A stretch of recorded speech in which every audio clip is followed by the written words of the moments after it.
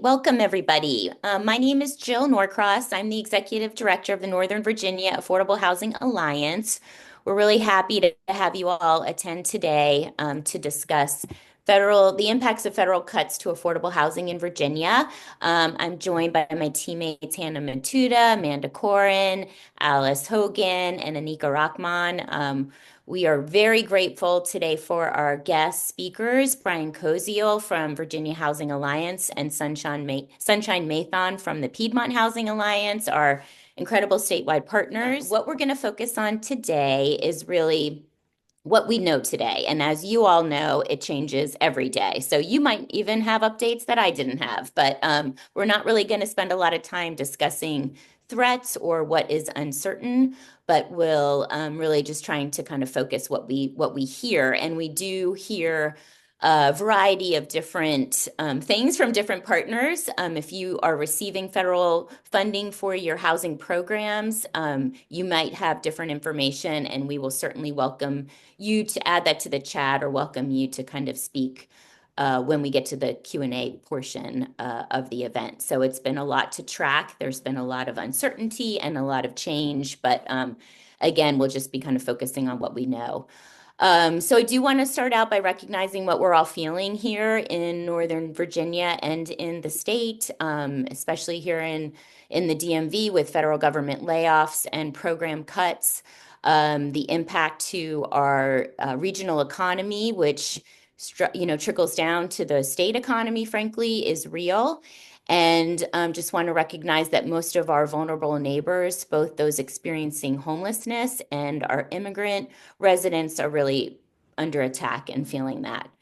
So again, welcome to this facilitated discussion with two of our leaders, our statewide partners. If you're just joining us, I want to briefly welcome Brian Koziel of Virginia Housing Alliance and Sunshine Mathon of the Piedmont Housing Alliance for this important discussion on how federal budget cuts are affecting housing programs and developments across Virginia, and their efforts to really compile data that highlights the critical role of federal resources in sustaining our affordable housing projects. We're going to also then talk about bipartisan support for housing and important messaging to our congressional delegation in Virginia. We'll have the continue that conversation with you all by inviting you to ask our guests your own questions and give updates about what you're hearing with your own programs. I want to just thank Virginia Housing Alliance and our other statewide housing partner, Housing Forward Virginia, for putting together some data about federal funding for housing in Virginia and what HUD funding specifically does in our state. You can see, I won't read the slide to you, but you can see it's almost 200,000 homes that are supported by HUD. HUD issues over 50,000 housing choice vouchers. Their mortgage programs reach almost 275,000 homes and apartment homes supported by the Federal Housing Administration mortgage insurance policies. This investment is $1.7 billion. And then Virginians really currently receive housing and support in shelters reaches over 5,800 individuals. So that's just a snapshot of what HUD funds here in Virginia today. So this is what we know about the HUD program cuts, and I'm sure you have all heard other stories, other threats about cuts to staffing, but this is what we know really of last week and today. So fair housing enforcement. The grants to organizations that have been enforcing the Fair Housing Act have been terminated. We're getting some updates, and I know Sunshine's going to help discuss that with us about the Green and Resilient Retrofit Program that was through Biden's Inflationary Reduction Act funding. We kind of have inconsistent reporting, but want to hear from you. This is over $1 billion in program funding to preserve affordable housing, and that has been halted, although I think some of you might be receiving some of the funds, so we'll talk about that. For the Section 4 capacity building program, there's been $60 million cut from nonprofits. The awardees for that funding are Enterprise, LISC, and Habitat for Humanity. Enterprise and LISC have reported that that funding, which really trickles down to many of you on that call, smaller nonprofit organizations who are working on affordable housing, has been cut. The organizational impacts at HUD, the staff reductions are underway. The different departments of HUD have had to submit a plan for a government-wide reduction. We are seeing about 15% of HUD staff already terminated. Those included probationary employees, early retirements, and RIFs for some of the field office staff that we see. As you know, HUD has field offices that probably many of you interact with on a daily basis that are seeing cuts in the workforce. And we are hearing that there will be additional cuts, but those have not been confirmed yet. So we all know that our housing investments do not just only come from HUD, but there are other federal agencies doing the work with us that have also received impacts. Those are the U.S. Interagency Council on Homelessness. We have seen there was an executive order on March 14th to kind of eliminate that agency altogether. However, the program has received and authorized funding by Congress, so I think their funding will continue, but probably not into the future. Regarding the CDFI program, that's the Community Development Financial Institution Fund, which is housed at the Department of Treasury. We have seen a similar executive order come out on March the 14th that limited the CDFI fund to statutory functions. And Treasury really had 7 days from March 21st to recommend what activities could continue and what those statutory functions are. So we're kind of on hold there. But there will be impacts to access to capital for community development and housing projects that come through the CDFI fund. And we know that Treasury also houses our number one program for housing production, and that's the low-income housing tax credit and new markets tax credits. And we don't really have any updates on that as well, but that is where those program fundings are housed. As far as other agencies go, the FHFA, which is the Federal Housing Finance Agency, they oversee Fannie Mae and Freddie Mac, the federally backed mortgage institutions. So they have shuttered two of their divisions to about a 10% reduction in its workforce. This followed the confirmation of Bill Pulte to lead the FHFA and his decision to fire the majority of both the Fannie and Freddie Mac boards.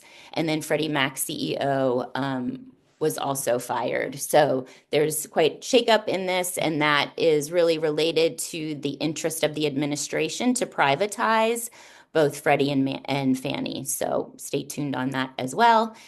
And then finally, on the EPA, the Environmental Protection Agency, a lot of our affordable housing projects, again, through the Inflationary Reduction Act, had received or had been promised grant funding from the EPA. They have identified and canceled more than 400 grants, totaling $1.7 billion. That is not only in Virginia, but across the country. They are now instituting kind of a line-by-line review of spending. And so again, that funding was made through, and I'm sorry, I think the 1.7 billion, I believe, it comprises that 400 grants, although that was part of the larger $27 billion greenhouse gas reduction fund, again, created under the Biden administration. So what we're going to be talking with Brian and Sunshine about today is the projects that we have in the pipeline. These are projects in Virginia that have received Virginia federal housing awards. You can see here, we kind of crowdsourced the information. So kudos to Brian and Sunshine, and we'll talk more about how we worked on that together. But you can see what we're trying to demonstrate is really the statewide totals of the investment, the award amount investments that you see are over $128 million. And that leverage of federal funding, because we know there is a capital stack that's required when we build and preserve affordable housing, but that really has leveraged almost $3 billion in funding and total development costs here in Virginia, with almost 6,500, over 6,300 units of affordable housing in the pipeline ready. These are projects that are shovel ready, have gotten all their financing together. Some are under construction to be delivered in the state. And we have a multiplier that we used of that being almost 14,000 construction jobs estimated. So here in Northern Virginia, you can see we have our congressional districts listed and the amounts that what that means here in Northern Virginia as well. So again, these are pipelines. We'll have more discussion with Brian and Sunshine about that in a little bit, but did want to share that for you to kind of keep in mind. So with that, thanks for the updates. I will encourage everybody to go ahead and put any questions that you might have in the chat. Again, we only know what we know, and we're not going to really, put to highlight any things that we might have speculation or anything we might be hearing. Just figured that was really every day seems to be a new day, and we just wanted to make sure we were just giving you the most accurate and up-to-date information about what we do know. So thank you, Brian and Sunshine. Thank you so much for being with us. I'd love to just give you each a minute or two to go ahead and introduce yourselves and talk about your organizations and really why you kind of how we got this project started. And it was a statewide effort, as you know, from a lot of our housing development partners. So why don't you go first, Brian? Sure. Thank you all so much for inviting me today and for everyone joining. It's good to see a lot of friendly faces and well, rather names, since a lot of folks aren't on camera. But yeah, so Brian Cozio, I'm the executive director of the Virginia Housing Alliance, and we're a statewide housing advocacy and education organization that serves the Commonwealth, both at the state and federal levels. Thank you for being with us, and we really rely on Virginia Housing Alliance for a lot of our work and keeping us up to date on state and federal impacts. So appreciate everything that you and your team do, Brian. Sunshine, please go ahead. Good. I was about to say good morning, not quite. Good morning, but good noon, everyone.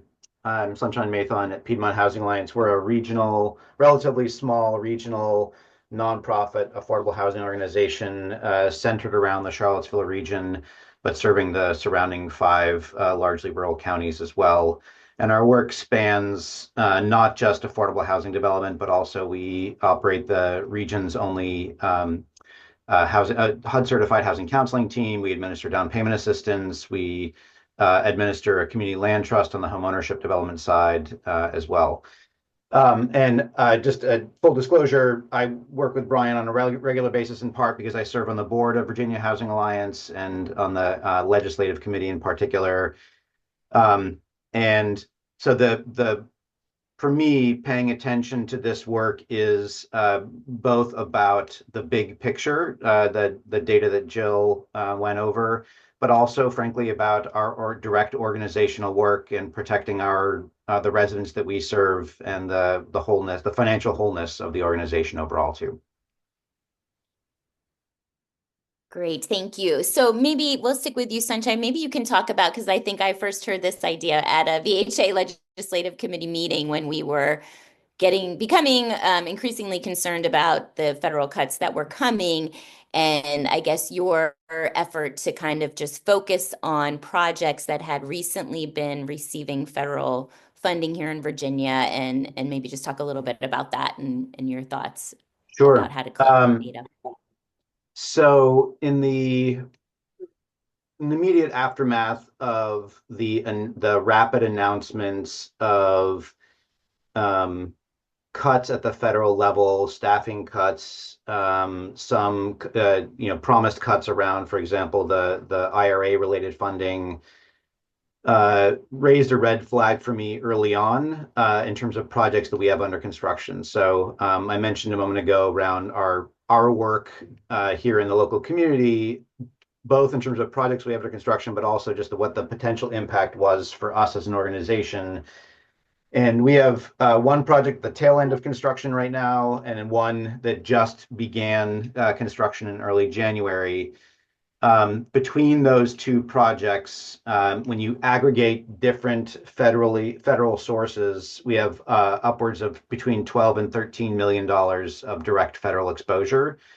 And the risk, of course, is that if those sources were not realized, because they were both underwritten by Virginia Housing as the primary lender, underwritten with those sources as predictable and known. Now they come in at different times. So, for example, we have some home dollars and some National Housing Trust Fund dollars, which are administered by DHCD, Virginia DHCD, and those sources don't typically come in until conversion to permanent financing at the end.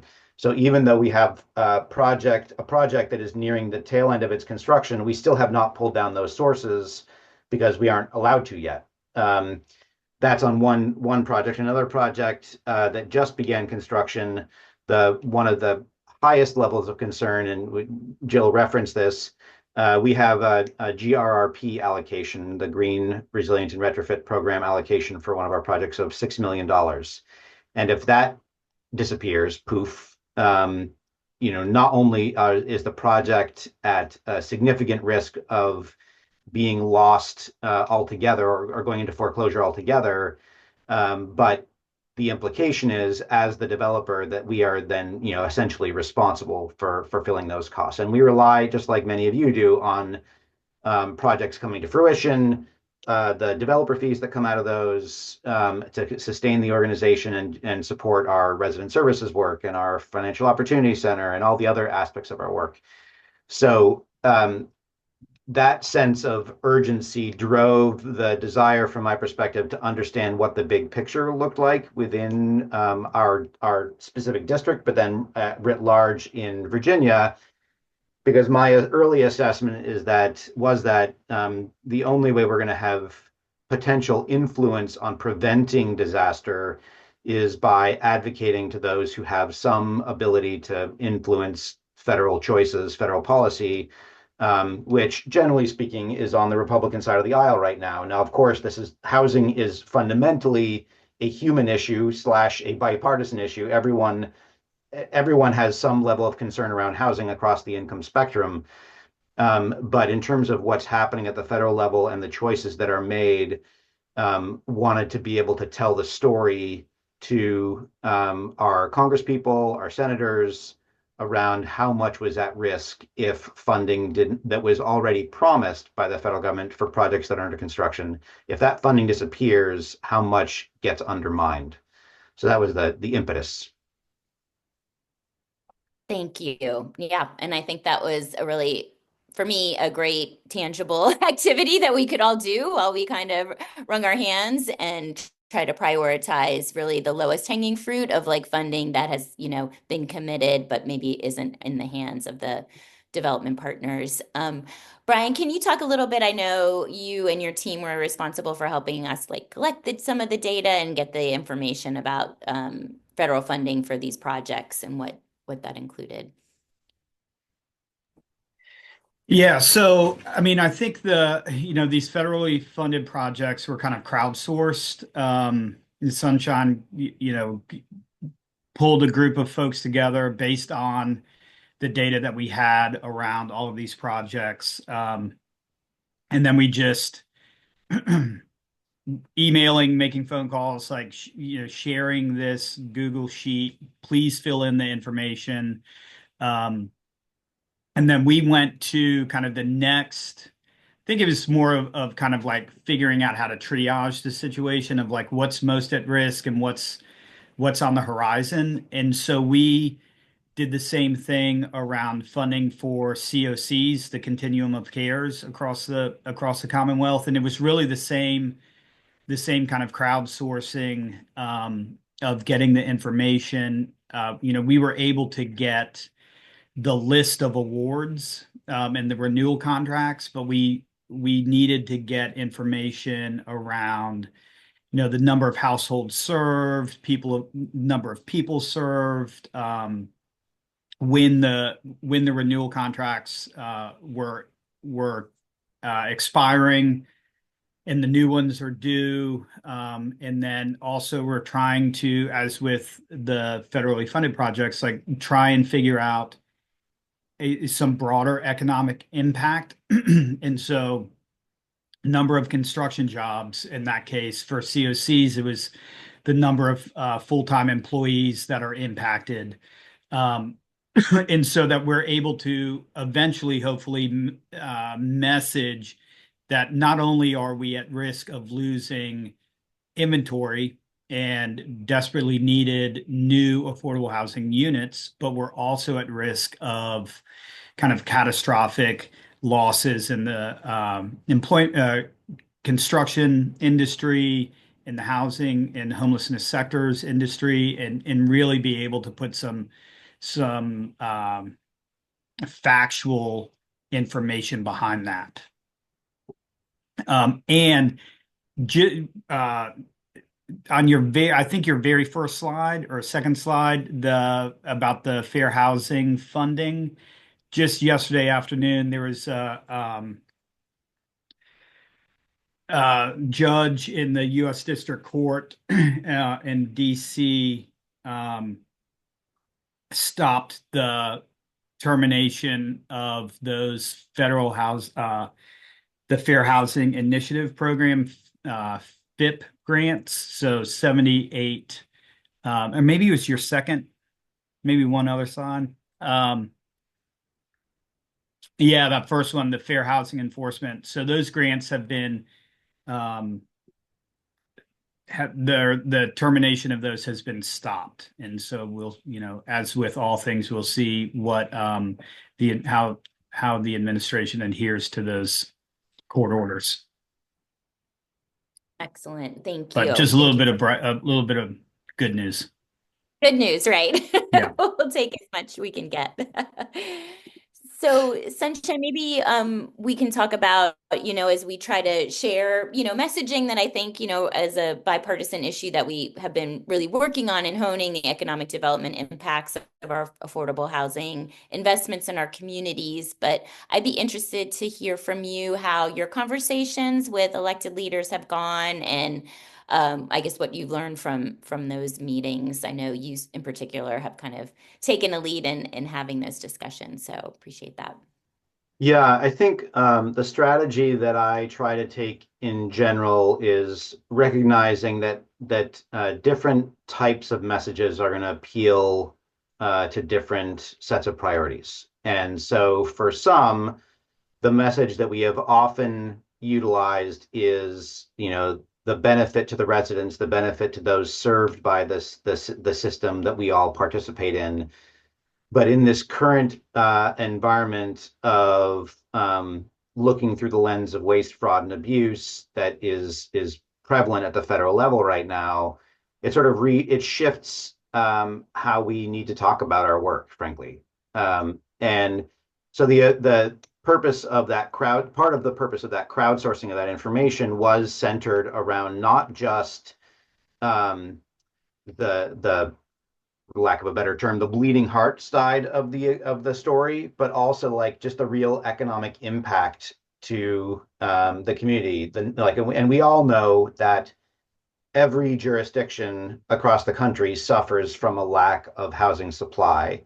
And even if you believe, which I do, and I think probably many on this call do, think that supply in and of itself isn't the only part of the solution set, at the moment, that's the lens that we can talk about. And so that's how I reframe it. So like housing supply is critically necessary to ensure that people across the income spectrum can find the homes that they want to live in, to have the choice to live where they want to live.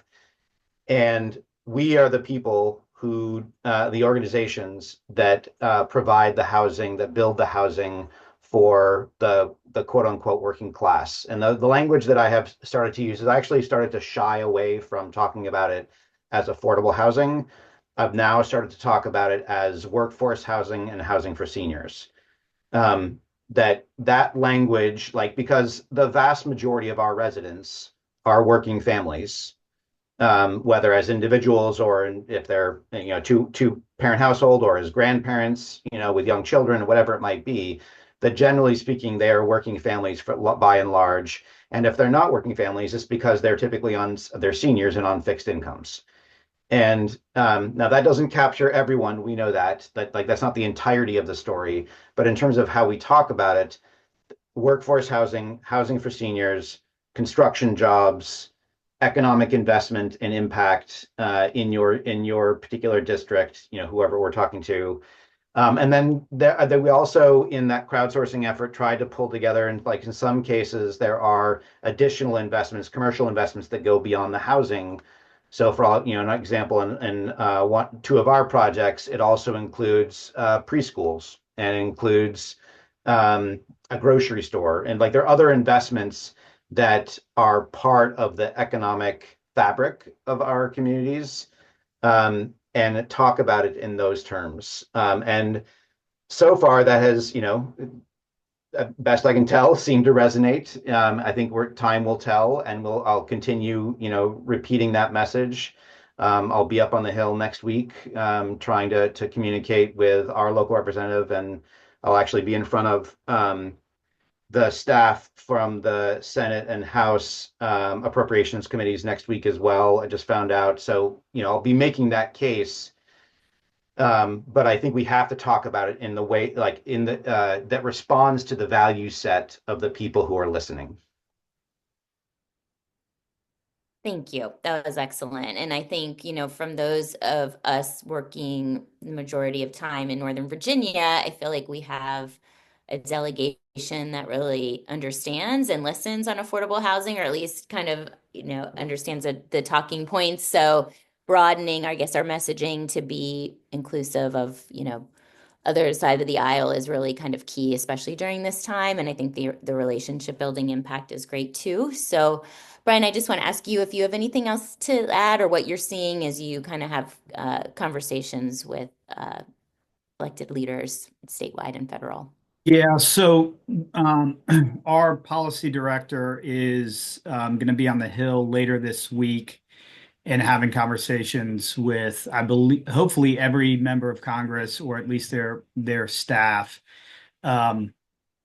We're also kind of, and I agree with that, everything Sunshine said. I mean, I think there's a level of, you have to be pragmatic, and meet people where they are, and kind of, and that's why, one thing that I think is really important is that, the best time to have start a relationship, or have a relationship with your congressional member is, today, if you don't already have one, and because they take time, and they are, I think authentic relationships with congressional staff take time, and to build trust.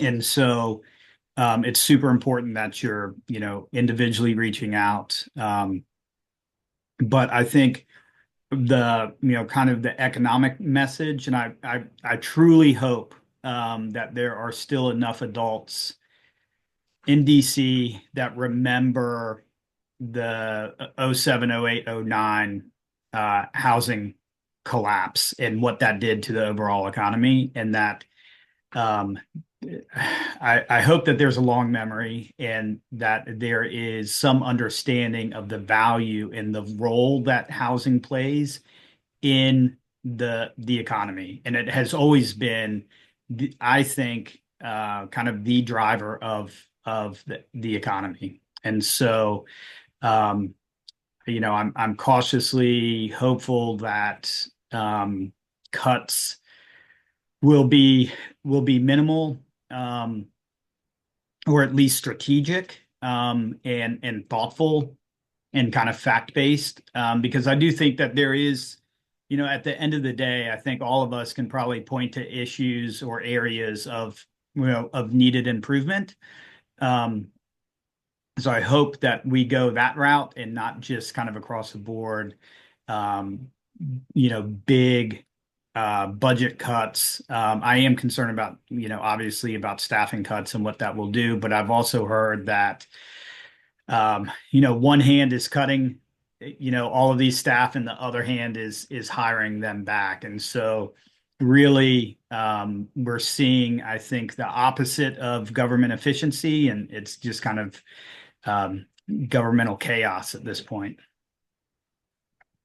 Can I Yeah, jump in one other thing there, Jill? Sorry, I just sure. want to respond to the comment that Michelle made in the chat around the public dollars leveraging private investments. And I think we all know that, LIHTC in particular is the largest public-private infrastructure in the country. But I do think there's a little bit of a line to walk there around that messaging. On the one hand, it is crucially important to highlight that without federal dollars, but for federal dollars, this other investment won't happen. Um, and so that's important, the catalytic nature of the federal investments. But I have heard from not recently, but in past conversations with Congress people, as I've gone up on the Hill over the last few years, is that there is also a little bit of a perception, well, the public dollars are only a small percentage of your overall capital stack, so they're really not that important anyway. So I think we have to be careful around how we message that, and really talk about it as necessary investment. And in my view right now, like I mentioned in the beginning, what I'm most focused on is ensuring that projects that are in development currently don't lose that investment. Like that is catastrophic if that happens at some large scale, catastrophic across the spectrum. But if we're going to also then look a little bit longer term, and this gets at, all the battles we're trying to fight or at least prevent from happening in this current form, right now, congressional offices are actively working towards the FY26 budget. I think it is for the first time in probably close to a decade. I do think Congress wants to try to pass a federal budget in October. Their normal statutory timeline. They finish in, they pass in September, so they can start a real fiscal year 26 budget on time. What happens between now and then is hyper crucial, and paying attention to not just playing defense right now, but playing some offense around the value of these investments for future projects, because there's real possibility that even though we might be able to defend the current projects, what happens in the future is all behind closed doors right now, as congressional offices are building their proposals for budgets. So just pay attention. Excellent. Thank you for raising that point because I think it is a good one as we, and I guess a concern that I have that maybe you can talk about too, is just the uncertainty in the market, in the broader market, and how that just really kind of prevents new projects from, beginning the pre-development phase and others, and what we're losing ground right now in a time of chaos. And if you see that with your partners or yourself, Sunshine, just kind of hitting pause on new projects while we wait till the dust settles. Yeah, it's a really tough environment right now to contemplate how to start a new project in the next 3 to 9 months. I think everyone who's a developer knows this, that lenders are, and particularly like Virginia Housing as the primary lender in the Commonwealth, how are they going to underwrite a promised federal source? Are they going to underwrite it as a certain way, as a certainty like they have historically, or are they based on the fact that it fundamentally is unclear right now? How are they going to underwrite it? And so as an organization, even though we might have some promised home dollars or National Housing Trust Fund dollars or something along those lines allocated to a future project, we're building our pro formas internally as if those don't exist. Because, I mean, and if they do, then great, that's a bonus.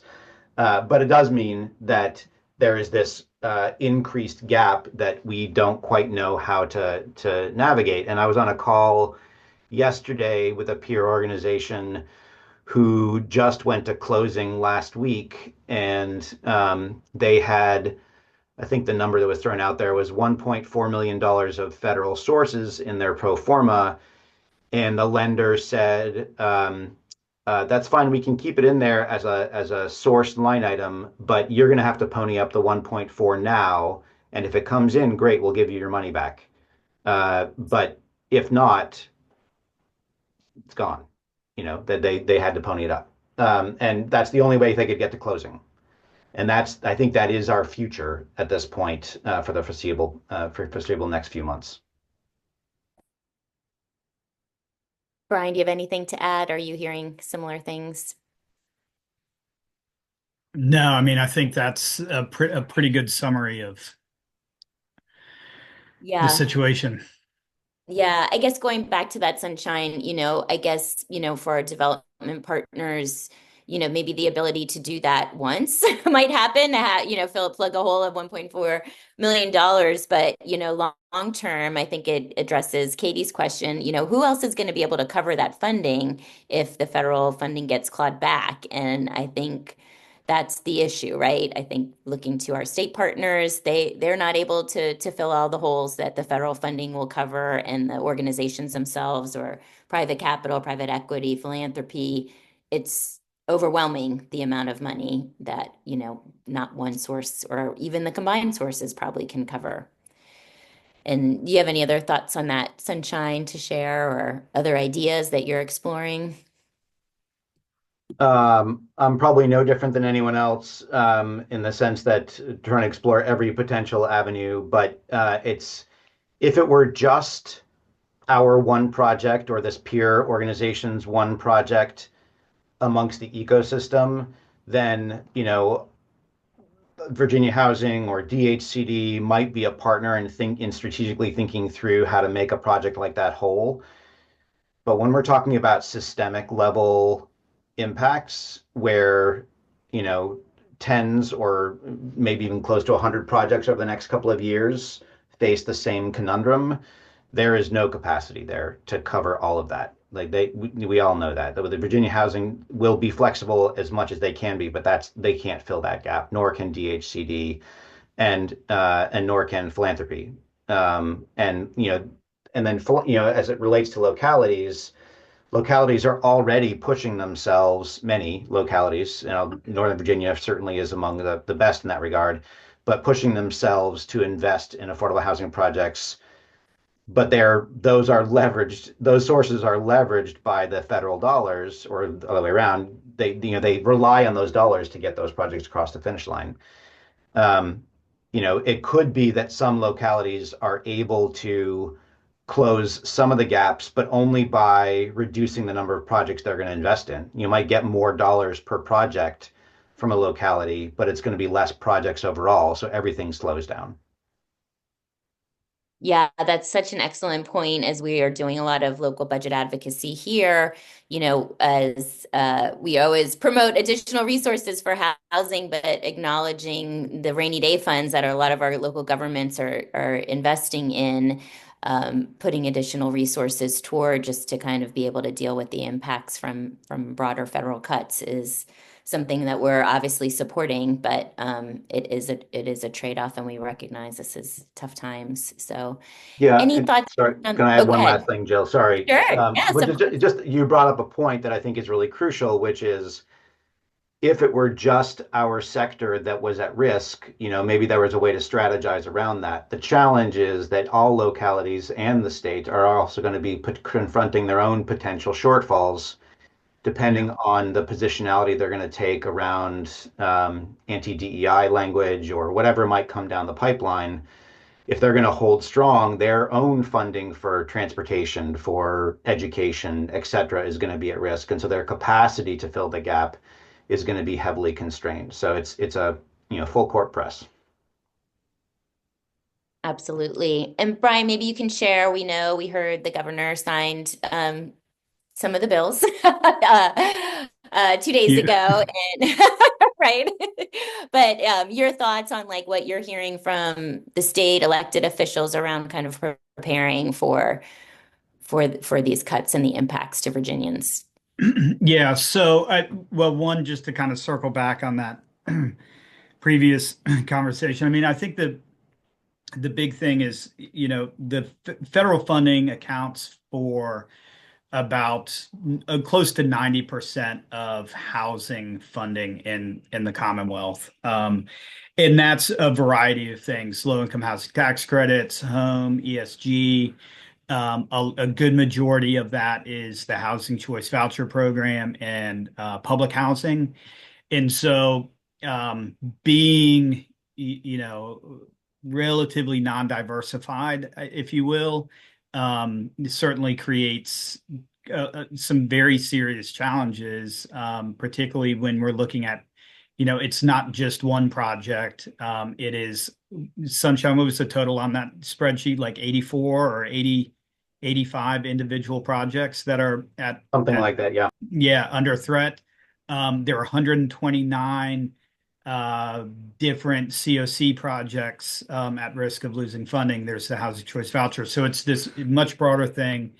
Um, and, just to echo what Sunshine said, this is not a gap that philanthropy nor the state can step up and fill.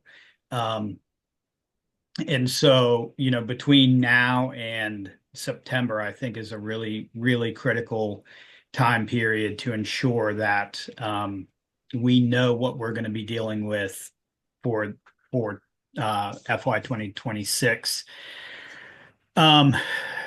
So yeah, the governor deadline was Monday to take action. Um, Housing did not do very well in the final budget.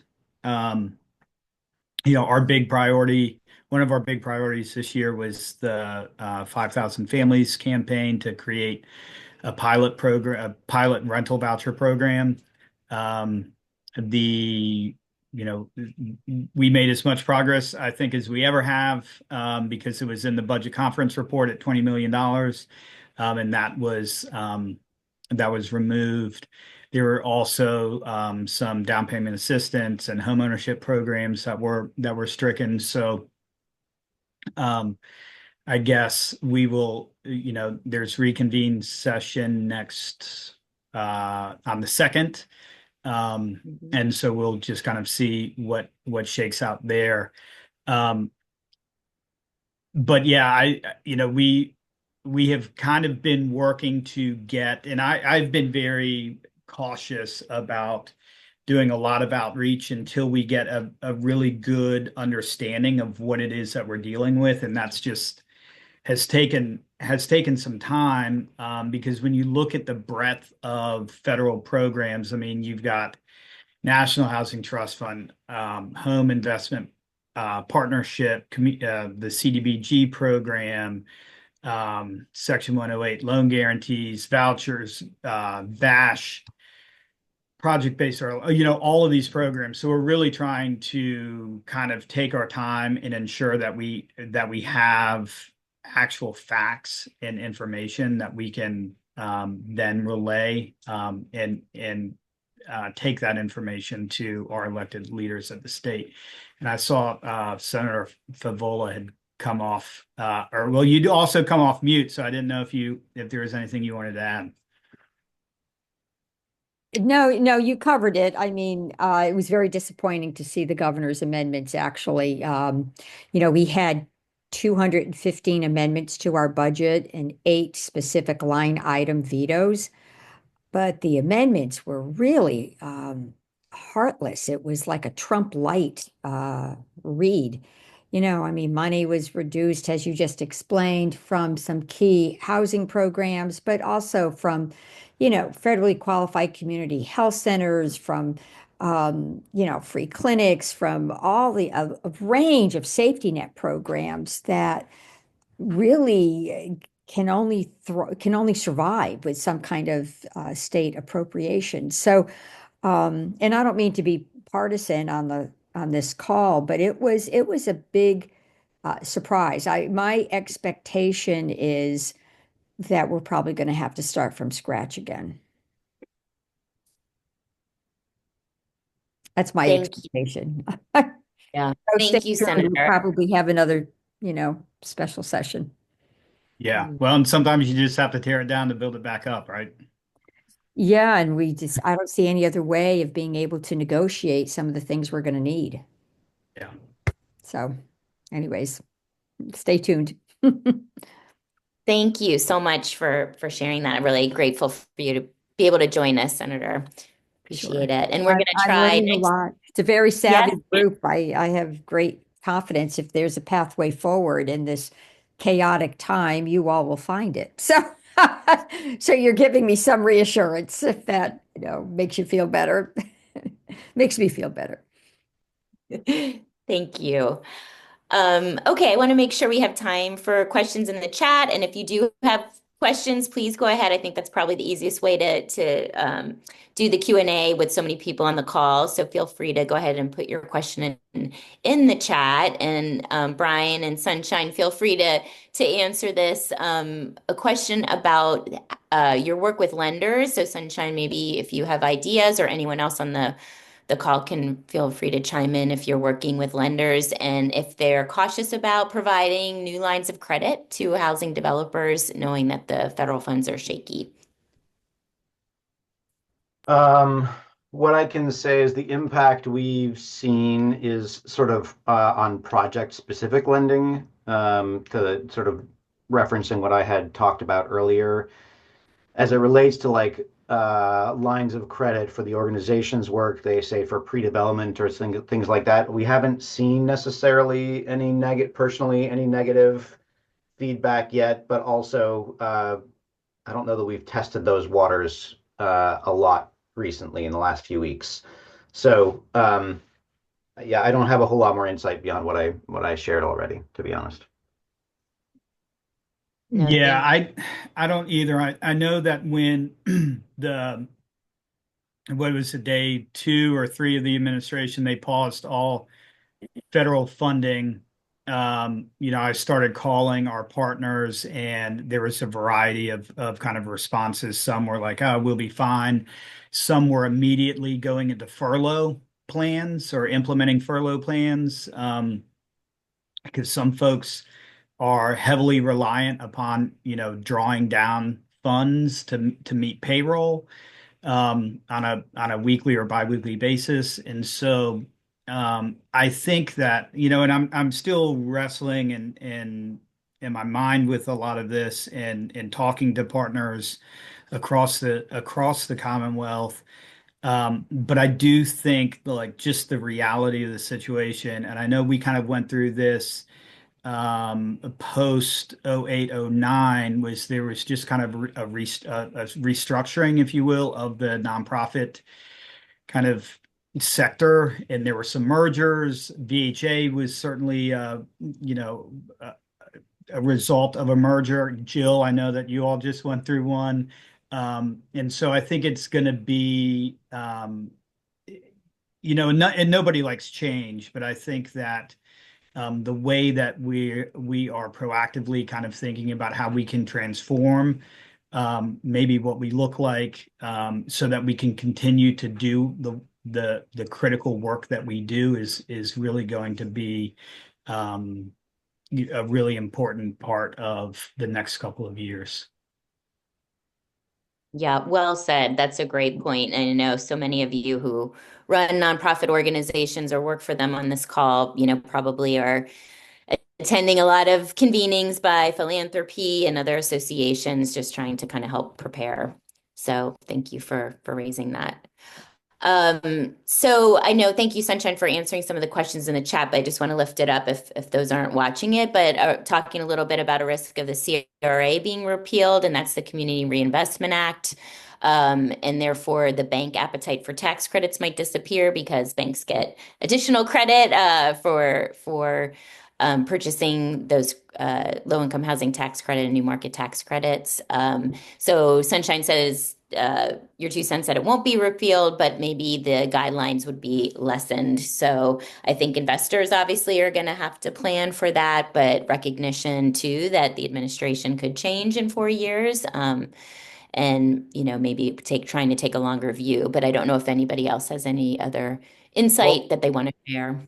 the one other thing I'll add there is that sort of related but a little bit separate from CRA, which is that one of the other things we face potentially is a reduced value in the tax credits Mm. as corporate tax burden potentially lessens, either through a recession or through a reduction in corporate tax rate like we saw back in the first Trump administration. So I think both of those are on the potential horizon as well. So the CRA sort of may not matter as much if corporate tax investments get reduced. And if you remember going back to the 2008, 2009 crisis, when also LIHTC pricing went through the floor, there was a federal backstop. The federal government stepped up and basically guaranteed a certain pricing level through the GSEs to basically ensure that you could still move a project forward because you could get, I don't think it was like 79 cents on the dollar or something, whatever the number was back then. In this current federal environment, that is not going to happen. So that's TBD. We'll see how that plays out. But I think that's in some ways a bigger risk than CRA itself. That's a great point. And I guess on the GSE, addressing that question, so these are the government-supported enterprises, Freddie Mac and Fannie Mae, and there's an effort, I think, by this administration and interest in privatizing those, two entities. They've been under conservatorship. And Sunshine put a link in the chat. I had listened to this recording session as well from Urban Institute, and it was really informative to kind of hear about I guess it is everybody's crystal ball looking at what could happen and what the ramifications of that would be. So lift that up in the chat too. And then I guess in your opinion, both of you trying to decide, we all have limited time, right, for advocacy. So where do we put our efforts, whether it be at the federal, state level, talking to Republicans or Democrats, even on the local level? What do you feel is the most important to reach out to?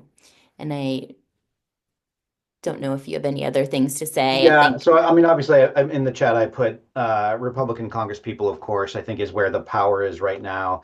But I will say, just even yesterday, I had a conversation with a senior staff person in a senator's office, not Virginia based, but a different senator that I know from a different time. And it was important for her to hear the story as well. Democratic senator, sorry, I should have made that clear. So it was important for her to hear the story as well, so that when her senator goes to make arguments or reach out and talk with other senators or congresspeople, that they have the data and the tools and the stories to share. So even though they may not have necessarily direct power, they need to have the ability to tell the story of the potential impact. And so that it is important to speak with the both sides of the aisle for sure. But in terms of where the power is, we all know where that lies right now. that is such a great point. And I think something for, a lot of people on this call being from Northern Virginia, I think sometimes we kind of rest on our knowing that our congressional delegation does typically support affordable housing, but now more than ever, we're so close. We need to kind of make ourselves present on the Hill, or at least be making calls to our district offices to kind of share those stories. So thank you for that I reminder. have one suggestion to your strategy. And I'm offering this to other groups as well. I think I would find friends who predominantly have access to predominant Republican lawmakers. So I know that in your circle, there are probably some very well-to-do developers who maybe made donations to Trump or other, Trump-like Republicans who will have some influence. So I think I would really turn this into sort of a big business need I don't know what else to say, you know. You probably have to adopt a lot of the patina and language that, you know, would resonate with the group in charge. I think that's where we're going to end up, at least in the short term. I do think the 2026 midterm elections for the House of Representatives will give us a Democratic majority. I do not think we're going to be able to flip the US Senate in 2026. It's just my prediction. So, so the Republicans are going to have leverage for a while. And I come from a progressive county. I was on the county board before I was in the Senate. And I have had the privilege of representing not only Arlington, but Fairfax and Loudoun, parts of Fairfax and Loudoun, also progressive communities. And, you know, they'll do their best to get projects, you know, funded. I think all of those jurisdictions have a housing trust fund, so they'll be able to, you know, maybe give developers low interest loans that you could, you know, pay back at a later date. They'll piece together what they can, but I think the point made, there's no way localities are going to be able to make up the difference in this delta of money. It's just not going to be possible.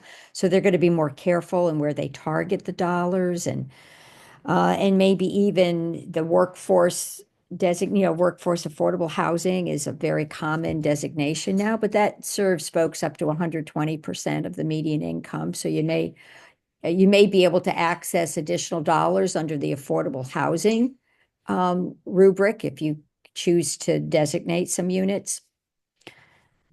That's all I can tell you at the moment.